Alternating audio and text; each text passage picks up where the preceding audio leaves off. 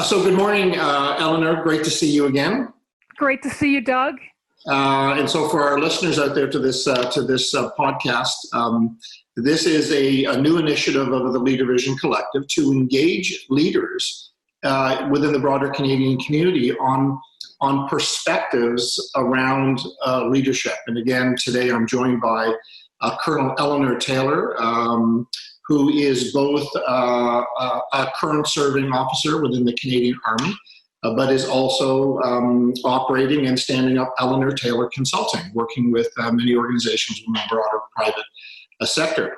And so clearly, I'm going to ask Eleanor to introduce herself in just one moment, but as a colonel within the military, Eleanor is certainly going to have some very unique and interesting perspectives on what really defines leadership, and ultimately how can we talk about how leadership ultimately enables teamwork. So Eleanor, maybe I can ask you to introduce yourself first. Sure, Doug, and thanks for this opportunity to be part of this great collective. I am a currently serving member of the Reserve Force, but spent 25 years as a regular force infantry officer in the Royal Canadian Regiment. And when I joined in 1994 at 17 years old, I joined an almost exclusively male organization, and really didn't know what I was getting in for. And when I had put a toe in the water of the world of the infantry, I really was worried that I wasn't a good fit. Not only from the perspective of my gender, but because I didn't feel like somebody who could lead a group of men and women in combat. Mm. And so my journey is tied to the fact that leadership is a learned skill. I became, a very good leader as a result of the tremendous training that I received and operational experiences that I had. And I realized that these skills are accessible to everybody if only they have the right opportunity, mentorship, and training. So, I love these conversations around leadership, and I'm really excited today to talk a little bit about cohesion and hardship. Yeah, and I think one of the first points that you raised, and it's interesting that I watched the video from Simon Sinek out of the US that talked about leadership being a learned skill. Mm-hmm. And there's always a debate around whether people are born, natural leaders or whether leadership can be learned. So clearly you're in the leadership can be learned camp. Absolutely. Okay.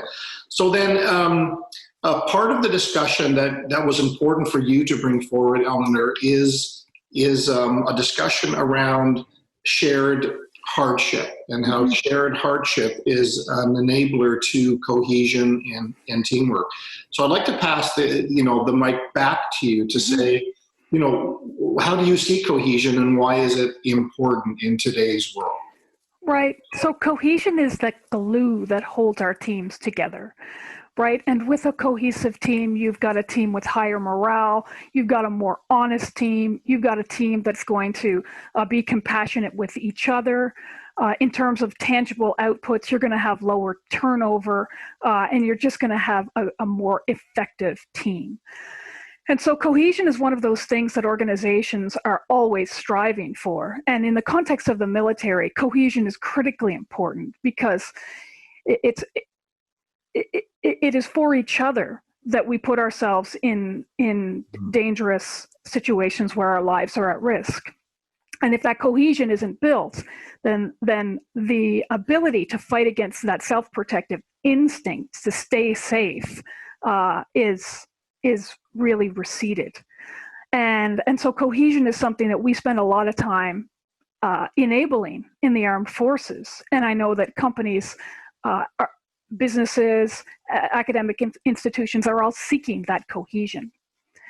And as a minority integrating into a group, as a young infantry officer, I found that hardship, and this is not my conclusion, this is a well-researched conclusion, that hardship really enables that cohesion. So for me, in the context of my early training, when I first arrived as one of the only women or the only woman in the group, I felt very clear resistance to my presence. People just weren't really comfortable with me in the group. And it wasn't overt sexism. It was just that I wasn't part of that group yet. And after we had an opportunity to share a little bit of suffering in the field, resistance to my presence melted away. And the resistance to anybody's presence who's willing to work hard, demonstrate a willingness to learn, and demonstrate competence, it melted away. And so for me, hardship is like an antidote to the isms. Hardship is like an antidote to sexism, to racism, to all of those terrible things that divide our society. And when we can work towards a common purpose under hardship, then we just glue together as human beings, which is really a wonderful thing to see. And for me, I realized early in my career that in order to build a team, you need to make them suffer. Well, that's certainly an interesting perspective of leadership, Eleanor. I'm quite sure that's why we were getting together this week. But can you? Well, then I think it's important then to talk about hardship, because when you say it's important to make them suffer, well, I think there could be then certain definitions or interpretations. Yeah, and because poor leaders can make their team suffer. Yes. I mean, it's easy to make teams suffer, but I don't think that's what you're talking about here. No, so, I mean, certainly not. And of course, I'm being tongue in cheek here, but absolutely. But in order to, good teams are not built in fair waters. Good teams are built when you have to overcome obstacles together, because that's when true character emerges. That's when you get to see, who's honest, who delivers when they say they're going to deliver, who's compassionate, who you can trust, all of these things. And so unless you have had that opportunity, your team is untested. And, I would offer will not be as resilient as the team that has suffered in the face of common obstacles, not obstacles that have just been thrown at them by their boss to make them suffer. Yeah. But not suffering for the sake of suffering. Not at all. Suffering, in fact, suffering for a common purpose, suffering for a common good, which is why in the armed forces, we're working towards this common good.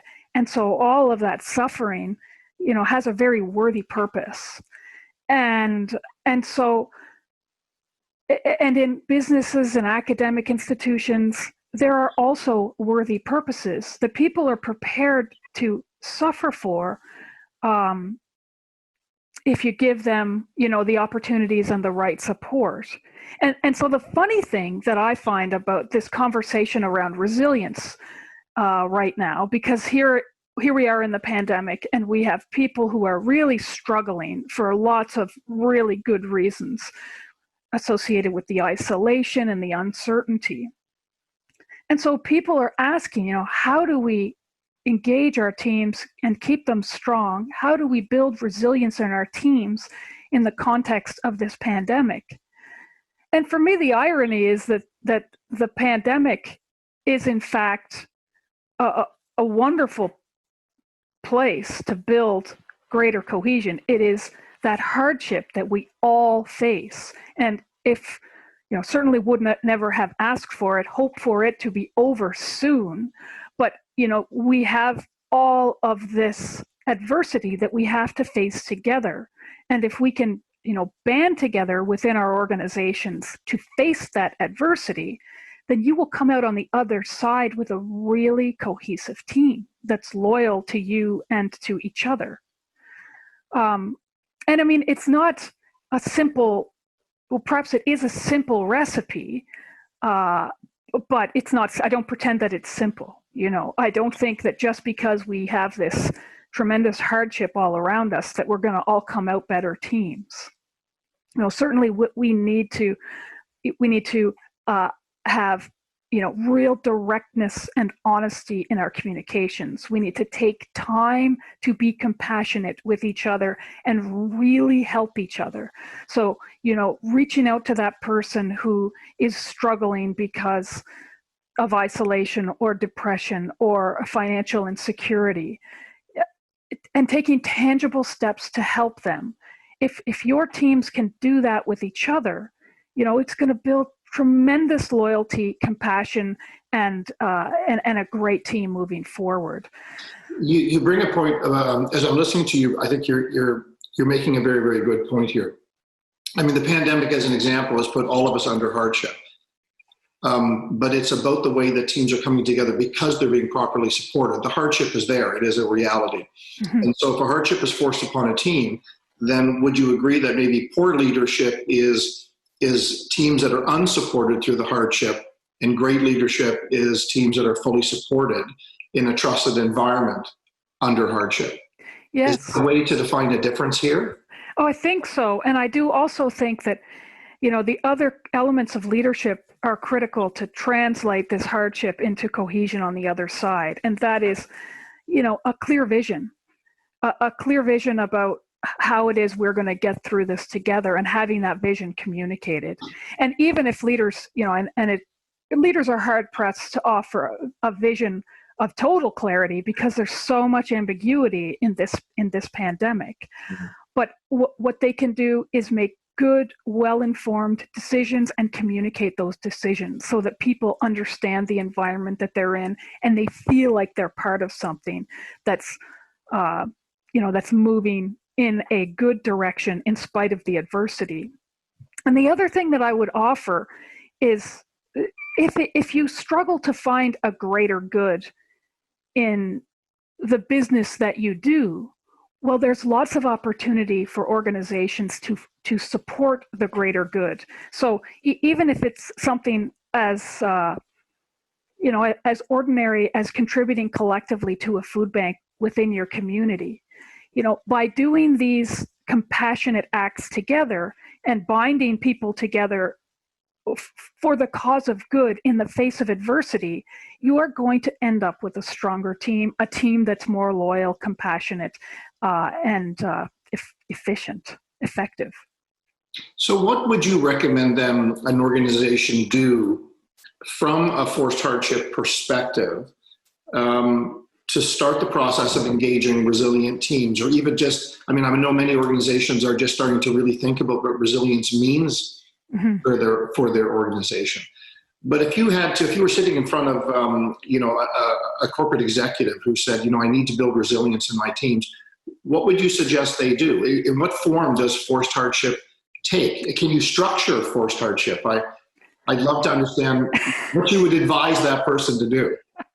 So forced hardship, and again, it sounds very austere when described in those terms, and I know I use them.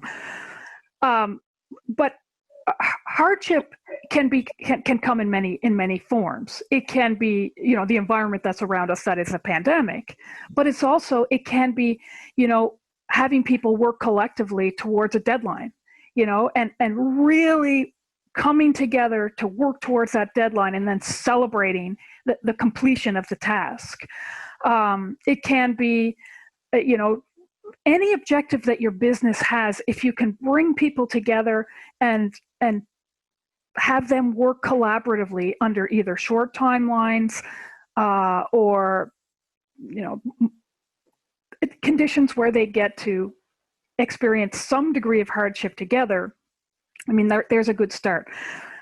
And of course, if you have the resources available to you, it just team building activities that are not all about not all about the good times. So things like hiking or canoeing, things like experiential leadership training, things like anything where people get to go and be somewhat exposed to each other and be vulnerable and be outside their comfort zone and need to seek support from other people. These are all things that take a team from just people working together to being an actual team. Mm-hmm. It's stepping out of your comfort zone and recognizing that you need help, and then being either willing to take or give help. Yeah, so then hardship, maybe as a definition, can be anything that is taking that person outside of their comfort zone. Yes. It could be that simple. And I start to think about this. It could be, again, as you say, short timelines, but it could also be stretch goals. It could be an organization establishing a really aggressive stretch goal and then challenging their teams and incentivizing and motivating their teams to outperform the market, outperform a function, whatever else it might be. So then the organization really gets to define what they want within that, within that particular definition of hardship, I guess. Mm-hmm. Really, yeah, I love that. So can you give us an example then of a kind of a forced or shared hardship program that you've been involved with in the past? I know that you've worked with a number of other organizations before. Can you give me a bit of an example of when you talk about experiential learning? Yes. Bringing a team together and getting them to take something on. I assume you're out of the office. Yeah, so I mean, I worked in the beginning part of my transition and still now with an organization called Pathfinder Leadership Associates. Mm-hmm. And this is a company that was started by veterans, and it partners veterans and business, folks in the business world, sometimes executives, to work with both businesses and academic institutions, and offers experiential leadership programs. And those programs can be anywhere from, we have delivered single-day programs and 4-day programs. But what we do is we take people and we really take them outside of their comfort zone. So they know that they're going into an experience that's going to be somewhat physically challenging and mentally challenging, but they really don't know what they're getting in for. And so at the risk of letting the cat out of the bag, or not letting the cat out of the bag, what we do is, we expose them to some hardship. We limit sleep, we limit sometimes food, we present problems, and these teams need to work together to solve these problems. And it is remarkable to see what emerges in the face of hardship, and how, every time we have a group that leaves an experience like that, they are all happy that they did it. They all feel stronger as a team and as leaders for having done it. Yeah, it's interesting that I think, and we, I could have interrupted you already probably 5 times intersecting on the concept of trust, right? Because we're talking about team trust, and trust is foundational, I believe, to cohesion. But whenever I talk about trust, Eleanor, I talk about it through 3 dimensions, right? Do I trust other people? Do other people trust me? And then do I trust myself? And the concepts that you're talking about here in terms of forced hardship allow somebody to get to a higher level of how they see themselves. Yes. How they trust themselves. And then clearly somebody with high trust, and again, we're talking really about confidence, right? When you think about, do I trust myself? It's not about arrogance. It is about being confident. And we want our leaders to be confident. Therefore, they have to trust themselves. So I absolutely see that direct connection. Now, another question I have for you, I'm an old guy. You're a lot younger than me. And then there's an entire generation of 25 to 35-year-olds out there that are trying to get to their definition of leadership. Mm-hmm. You could argue that many of them have come up and they have not really seen forced hardship yet, right? And again, I don't want to get into, generation letter this or generation letter that. But do you see young next generation leaders coming to the concept of how are they reacting to forced hardship versus maybe the group of 40-somethings or even the group of 50-something leaders out there? Do you see any adjustments, or do you make any adjustments in your program, or do you just kind of bring it all together cross-generation? The groups that we have worked with range from first-year university students all the way up to senior executives. So really the age range from late teens to early 60s. And every single group eats it up. They are all hungry for it. And the young people are really, really willing to be vulnerable. And I think that might be a feature of their generation, that they are just completely willing to offer how they're truly feeling in the moment. It might just be a function also of youth, because we're all a little bit more guarded as we get older. But both groups, all of the groups, really eat it up, because people love to succeed in adversity. People love a challenge. I mean, it's a very rare person that doesn't. And so if you give people that opportunity and help them understand the value of that opportunity, they really benefit from it. So great leaders need to, and I'm going to trademark this, so you can't use it after this without. Great leaders need to architect challenge within their organizations, but it needs to be directed, needs to be well communicated, needs to have common purpose, and it needs to be well supported. Yes, and I feel that the acceleration of my leadership is directly attributed to my operational experiences, which were challenging. So I had this great training, and I was surrounded by wonderful mentors. And then I had to go and actually lead people at 23 and 27 and 34 in the context of risk and international complexity. And that really, if you want to talk about trusting yourself, enabled me to trust myself in a way that I never would have, or it would have taken me decades longer to do so if I had just kind of plodded along. But being forced into these places where I failed, or there was risk of failure, there was risk of not making the right decisions, it just took my leadership in a place that, again, I wouldn't have grown at that rate had I not had those experiences. So now you're touching on something even more important from a do you trust yourself perspective. I always talk about, I challenge people to say, do you remember when you found your voice? Mm. And most leaders do. Mm-hmm. They remember the time, they remember the place to say, yeah, I remember when I no longer worried about mm-hmm. what somebody was going to say, about the judgment, that I placed a higher emphasis on my need to say it to support the team than to worry about what somebody was going to say around that. So this concept of finding your voice is so critical. And so forced hardship, again, there's another benefit. Forced hardship allows leaders to find their voice in organizations sooner so that they can make higher impact sooner. Yes. That was being a very, very strong benefit. I completely agree. That's how I see it as well. So then just how would you like to kind of sum up this conversation then? I found it fascinating. First, you know what, I have to say, when you first said, shared hardship, I said, okay, where is this conversation going? And I'm truly hoping that the listeners of this podcast have enjoyed this as a very interesting perspective, because I'm feeling a lot better about a definition of shared hardship right now. And Eleanor, as we work together, I certainly hope you're not going to put me any undue shared hardship just to test my mettle or anything like that. But it's interesting because I do remember my time in the military, and I know that it helped to shape me as a young leader from a very, very early stage when I was in university and in the military at the same time.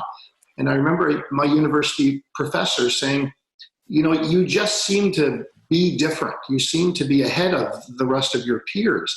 And I always had it attributed to the military and all of the stress and pressure and the sleepless nights and the 7 days of living under a tent in the woods and being on exercise. And gosh, one summer I was attached to a British artillery unit, and I spent 3 months in Suffield. You would know Suffield, Alberta well, I'm sure, during your military exercise days.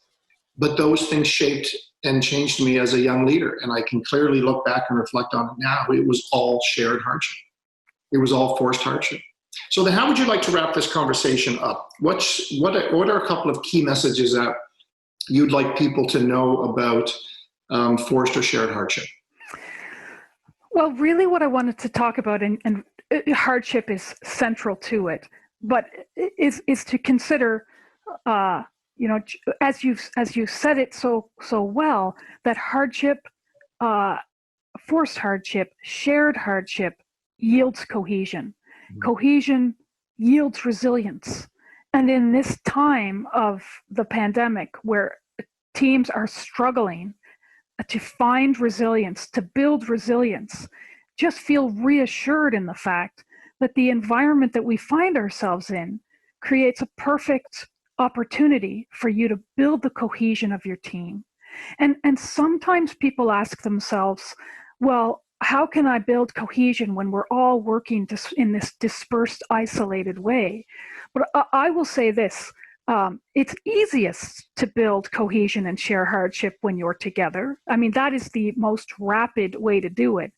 But it is more than possible to build it through a dispersed environment. So, for example, when I was in Afghanistan, I was a company commander, and there were other company commanders with their own areas of operation. So we were all dispersed from each other. We didn't have the opportunity to sit down together, share a beer together, have a conversation together about the stresses of our job. And yet, because of the hardship that we were facing, I just longed to speak to those people who were having the same experience that I was having. And when I was having my most difficult days, I would go back and I would call them to simply seek their advice, or to just gain comfort from knowing that other people were going through the same thing. And so those people who were not physically with me, but were my support remotely while I was in Afghanistan, are some of the people that I am closest with now, 10 years later. And so you can build cohesion in a remote environment. It does take compassion and direct communication and a genuine interest in how people are doing. And if you're willing to invest that time, you will come out on the other side much stronger. Yeah, I couldn't agree more. And maybe just one last thing. I think you've already touched on it already. And maybe I'm wrong when I say it's hard to measure resilience, but you can measure the outputs of resilience in cohesion. Mm-hmm. Can you go back and just let's end on kind of an impact to the organization statement one more time? If you invest in cohesion and resilience, how does an organization benefit from it? Right. So with a cohesive team, you have higher morale, you have lower turnover, you have more honest communication. People are willing to tell you what is actually happening, both with them and within the files that they're working on. And that honesty will translate into more effectiveness. A cohesive organization is just a much better place to go to work in. People enjoy each other and enjoy the work that they do. And that will translate into the outputs that you're talking about. Fantastic. So, Eleanor, how do people get hold of you? If they want to carry this conversation on with you, how do they get hold of you? Well, I'm on LinkedIn. Eleanor Taylor Consulting is my company, and so you can go to me directly through LinkedIn, or Doug, on your page, the Collective of LeaderVision Atlantic. Absolutely. And again, and I'm absolutely thrilled for us to be able to partner together with our clients to be able to bring them a more integrated set of conversations and subsequent solutions around, their most important pressing business issues. So I just tickled pink. So, Eleanor, thank you for your time today. It's been absolutely fantastic. As soon as this pandemic does end, then obviously we need to get back together again. I haven't seen your new puppy yet, other than in pictures and things like that. But yeah, all of this will soon be over and we'll be able to get back together again. Until then, it's been fantastic. Thank you.